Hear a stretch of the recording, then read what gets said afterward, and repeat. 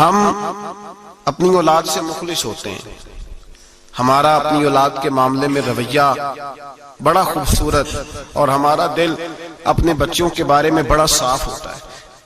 ہم چاہتے ہیں کہ ہماری اولاد شجر سایہ دار بنے، دنیا میں وقار حاصل کرے، روزی بھی اللہ تبارک و تعالی شان والی عطا فرمائے، اللہ انہیں ہر لحاظ سے نواز دے۔ تو قرآن مجید ہمیں تربیت دیتا ہے، قرآن مجید ہمارے ذہنوں کی ذہن سازی فرماتا ہے کہ پھر تم اس طرح اپنے بچوں کو ڈھالو، اس انداز میں اپنی اولادوں کی تربیت کرو۔ اللہ تبارک و تعالی نے ارشاد فرمایا وَإِذْ قَالَ لُقْمَانُ لِابْنِهِ، جب حضرت لقمان نے اپنے بیٹے سے کہا وَهُوَ يَعِظُهُ، اور وہ اپنے بیٹے کو نصیحت کر رہے تھے، سب سے پہلے انداز کیا اختیار فرمایا؟ یا بنیا، اے میرے بیٹے۔ لفظوں میں حسن دیکھیے، اے میرے۔ ہمیں جب اپنی اولاد سے ناراضگی ہوتی ہے تو ہم ایک خطبہ پڑھتے ہیں، اس خطبے میں اپنی نیکیاں اور اولاد کی نالائکیاں گنواتے ہیں، سمجھانے کا انداز اختیار نہیں کرتے جاہو جلال میں۔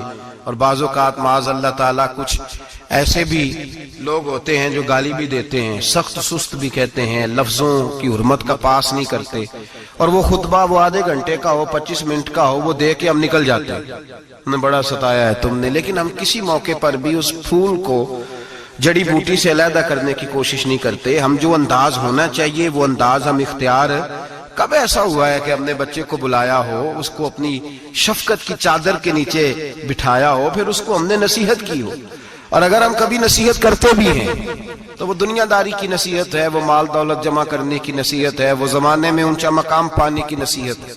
حضرت لقمان اپنے بیٹے کو نصیحت کرتے ہیں تو کہتے ہیں یا بنیا، او میرے بیٹے کا لفظ حسین جملہ۔ اللہ کے رسول صلی اللہ علیہ وسلم نے فرمایا اکریموا اولادکم، اپنی اولاد کی عزت کیا کرو۔ اپنی اولاد کی، ذرا بول کے بتائیے گا، اولاد کی، کس کی؟ کون عزت کرے؟ ماں باپ کس کی عزت کریں؟ بیٹا جی کہہ کے پکارو، میرا بیٹا کہہ کے پکارو، ان کو وقار دو، ان کو عزت دو۔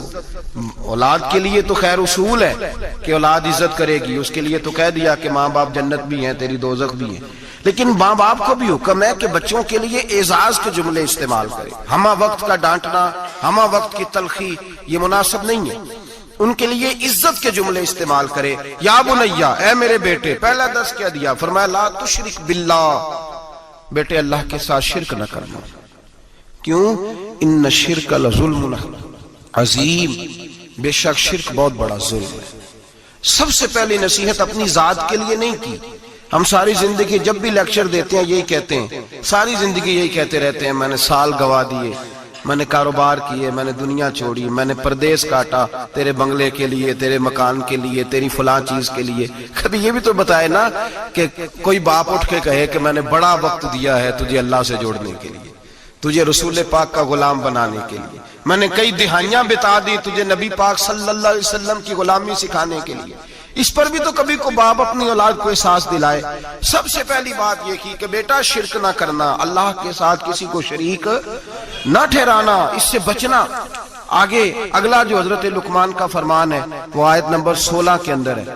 یہاں شرک کی بات کی، میں تھوڑی اس کی تفصیل عرض کروں گا اپنی بساط کے مطابق، لیکن پہلے آیات سماعت کر لیجئے، ان کا سادہ ترجمہ سمجھ لیجئے تاکہ آپ کے حاشیہ خیال میں عنوان آ جائے۔ سب سے پہلے کہا شرک نہیں کرنا، پھر اس کے بعد کہا سورہ لقمان کی آیت نمبر 16 میں ارشاد فرمایا یا بنیا، اے میرے بیٹے، انہا ان تکو مثقال حبۃ من خردل، اے بیٹے اگر تو اتنی برائی بھی کرے جتنا کہ ایک رائی کا دانہ ہوتا ہے، رائی کا جو دانہ ہوتا ہے وہ چھاؤں میں رکھیں تو نظر نہیں آتا، وہ سورج کی روشنی میں نظر آئے گا، اگر چھاؤں میں دیکھنا ہوگا تو آپ کو لائٹیں جلانی پڑے گی۔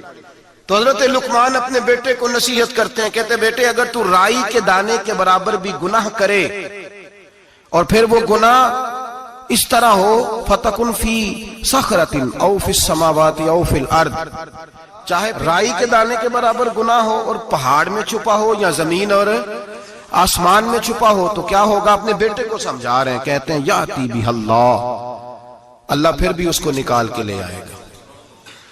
تو یہ نہ کہنا کہ میں کو پاپی ہوں، میں نے کو بینک لوٹے ہوئے ہیں، मैंने को कत्ल किए हुए हैं। फरमाया राई के दाने के बराबर भी, अपने बेटे को कह रहे हैं, राई के दाने के बराबर भी अगर तूने गुनाह किया तो अल्लाह उसे भी लाएगा, और राई के दाने के बराबर हो, फिर चट्टान में छुपा हो या जमीन और आसमान में छुपा हो, अल्लाह फिर भी उसे निकाल के ले आएगा। इसलिए कि इन्नल्लाह लतीफुन खबीर, बेशक अल्लाह बारीक बातों का जानने वाला है।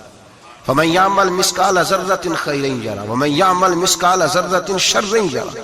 अगर तू जर्रे के बराबर नेकी करेगा तो अल्लाह तुझे उसका अजर अता फरमाएगा, और अगर तू जर्रे के बराबर गुनाह करेगा तो अल्लाह क़यामत में वो भी तेरी आंखों के सामने लाएगा, उसका भी हिसाब होगा। तो फरमाया बेटे अल्लाह बारीक बातों का जानने वाला। या बुनैया, ऐ मेरे बेटे, अकीमिस सलात, नमाज कायम कर। बेटे नमाज बस काफी हो गया? कहा नहीं, अब और आगे बढ़। वअमुर बिल मारूफ, लोगों को भी नेकी का हुक्म दे, वनहा अनिल मुनकर, और लोगों को बुरी बातों से मना कर। और जब तू ये काम करेगा फिर लोग तुझे सताएंगे। हो ही नहीं सकता कोई हक बात करे और लोग उस पर तानो तशनी न करे, ये हो ही नहीं सकता, ये मुमकिन ही नहीं। फरमाया जब तू नेकी का हुक्म देगा और बुराई से रोकेगा तो फिर क्या होगा, तेरे ऊपर मुसीबत आएगी। अब तूने क्या करना है? फिर तूने उस आने वाली मुसीबत पर सब्र करना है। बेशक ये बड़ी हिम्मत के काम है, ये बड़ी दनाई का काम है, दलेरी का काम है, इतना आसान है ही नहीं, बड़े हौसले का काम है। जिसे जिंदगी हो प्यारी वो यहीं से लौट जाए, मेरे काफिले में शामिल कोई कम ज़रफ नहीं है। ये हिम्मत का काम है, आसान है ही नहीं। आगे क्या इरशाद फरमाया, बड़ी मेरा दिल करता है बड़ी तवज्जो से सुने इन आयात को। बड़ी क्या आगे तरतीब क्या लगाई है। हजरत जनाब सैयदना लुकमान क्या कहते हैं, नमाज पढ़, दूसरों को नेकी का बुराई से मना कर, और ये जब तेरे ऊपर इन कामों की वजह से मुसीबत आए तो उस पर, इसलिए कि ये जो काम है ना अज़्मिल उमूर, ये बड़ी हिम्मत के काम है। बस करूं अब्बा जी? फरमाया नहीं, और भी कुछ कर। क्या? आयत नंबर 18 फरमाया वला तुसग़िर खद्दक लिन्नास, अपना मुंह टेढ़ा कर करके लोगों से बात ना किया कर, रुखसार मोड़ मोड़ के लोगों से बात ना। वला तमशी फिल अर्दि मरहा, और जमीन पे अकड़ अकड़ के ना चल। इन्नल्लाह ला युहिब्बु कुल्ल मुख्तालिन फखूर, बेशक अल्लाह को अकड़ने वाला, फख्र करने वाला पसंद अल्लाह ला युहिब्बु, अल्लाह उससे मोहब्बत ही नहीं करता, अल्लाह रहमत ही नहीं करता जो अकड़ अकड़ के चले। इस तरह ना कर। तो फिर क्या करूं? आयत नंबर 19 शुरू हो गई, वक्सिद फी मशी का, दरमियानी चाल चल, वगदुद मिन सौतिक, अपनी आवाज पस्त रख। अपनी आवाज जो आला ज़र्फ होते हैं हमेशा झुक के मिलते, सुराही सरनगू होकर भरा करती है पैमाने। इस तरह करके तू दरमियानी चाल चल और अपनी आवाज को वगदुद मिन सौतिक, अपनी आवाज को पस्त रख, इसलिए कि इन्ना अनकरल अस्वात लसौतुल हमीर, अल्लाह को जो आवाज सबसे नापसंद है और सबसे बुरी आवाज है वो गधे की आवाज है। चिल्ला चिल्ला के ना चल, तू जिद्दी हो गया तब शोर ना कर। ये तरबियत है अपनी औलाद के लिए। सबसे पहले इरशाद फरमाया जा रहा है कि तूने शिरक नहीं करना।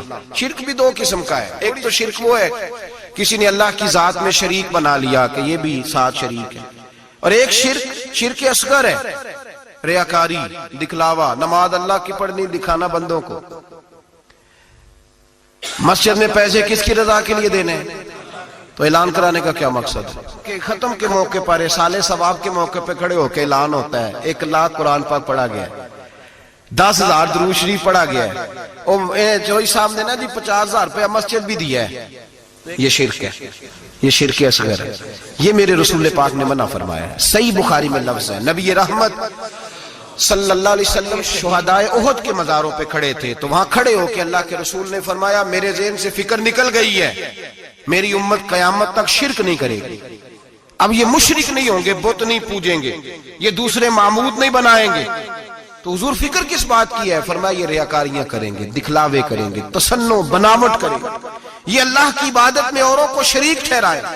मेरे दोस्तों याद रखो, सबसे पहला हुक्म हजरत लुकमान अपने बच्चे को दे रहे हैं और बता ये रहे हैं कि बेटे अल्लाह वाला बन जा, बेटे अल्लाह से जुड़ जा, शिरक ना करना, शिरक बहुत बड़ा जुल्म है। मेरे भाई सब ने मुफस्सिरीन ने अपनी अपनी बात लिखी। मेरे उस्ताद गिरामी यहाँ फरमाया करते थे, ओ भाई अगर तू दुनिया में अपने बेटे को धूप में बैठा देखे तो तेरा दिल फट जाता है, ये धूप में क्यों बैठा है, इसको शिरक से बचा, शिरक अकबर से भी बचा, असगर से भी बचा, खफी और जली दोनों किस्म के शिरक से बचा।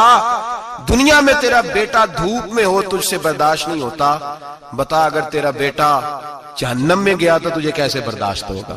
آگ میں جلتا ہوا تجھے، اسے اللہ سے جوڑ دے، اسے رسول اللہ صلی اللہ علیہ وسلم کا غلام بنا دے۔ میرے نبی کریم سید عالم صلی اللہ علیہ وسلم نے فرمایا جب تیرا بیٹا 7 سال کا ہو جائے تو اسے مسجد لے کے جا، 3 سال تک لے کے جا مسجد، 10 سال کا نماز نہ پڑھے تو سزا دے، 3 سال تک خود اپنے ہاتھوں سے ٹریننگ دے، اسے مسجد لے جا، آداب مسجد بتا، اسے نماز سکھا، تو خود لے کر کے جا، بھیجنے کا نہیں کہا۔ فرمایا جب بچہ 7 سال کا ہو جائے تو اسے مسجد، بڑی محنت کرتے ہیں ہم بیٹے کو بنگلہ دینے کے لیے، بینک بیلنس دینے کے لیے، دن رات ایک کر دیتے ہیں، خدا را اسے نمازی بنانے کی بھی محنت کرو۔